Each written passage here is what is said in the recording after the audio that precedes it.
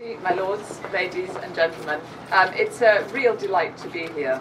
I have to say, you can really draw a crowd. I look at the number of peers, the number of parliamentarians, the number of business people, and it's not a surprise why it's such a draw, because I think there is just so much potential in India, and there's so much more potential that we can gather between our two countries. The High Commissioner talked about his day and his time. Well, my day has been waking up in the morning and hearing Lord O'Neill talk about the Northern Powerhouse, linking that to India. I've been meeting with some Indian journalists today, and next Monday I set off for Mumbai, where I will go to the Creativity and the Technology Summit, and then I will move on to Bangalore, where we are talking with the gaming industry and immersive technology. So I hope the High Commissioner and Mr. Sharma see that we are taking this very seriously, because we see the potential there. It's a real pleasure to see so many successful companies, old and new. I saw Tata is celebrating its 150th year. We have huge ties with so many of you that it's no surprise that a former colleague of mine from Pearson I find manning the stall at HCL. So I think that's just a connection that we have as business people between the UK and India that will allow us to expand on the potential. I would like particularly to congratulate the Confederation of Indian Industry and Greater Manchester for working together with us at the DIT to take forward the strategy of working together. And I'm delighted that the Manchester-India Partnership will have full-time teams based in Manchester, in New Delhi, and in Bangalore.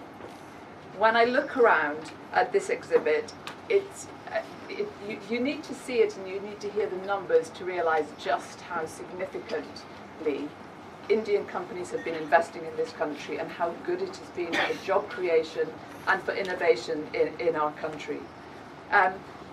It's also, being a child from the north and actually born very close to Manchester, I know that Manchester has a rich history of building partnerships, forging international partnerships. One, for example, is the partnership that you have in China, but I am sure that this will be just as successful, and I look forward to seeing the competition about which is the partnership that is the most successful. As the High Commissioner said, it's particularly important as we leave the EU that we are strengthening our trading relationships with partners outside the EU. I hope you recognise the significance of the Prime Minister choosing India as her first visit as Prime Minister in November 2016, to have that to signify the importance and just how highly we regard our relationship with you. And I also would like to endorse the words of the High Commissioner about the importance of CHOGM, or the Commonwealth Heads of Government meeting, which is taking place this spring. That is a time, and what I have found in my short months in this role is there's a real sense that the Commonwealth has a certain new energy, a desire for more direction, and particularly I would encourage us to focus on the prosperity agenda, because India and the UK can really focus on that prosperity agenda, which is one of the key tenets of the Heads of Government meeting. As you will all know, India is the fourth largest investor in the UK, and last year safeguarded more jobs in the UK than any other country. And according to the report that I know that the CII commissioned with Grant Thornton, over 800 Indian companies are in the UK, sustaining more than 110,000 jobs. You cover the range from technology to tourism, from fashion to food, from pharma to financial services, and particularly the growing new fintech sectors. Our businesses in the UK have been supported by Indian companies.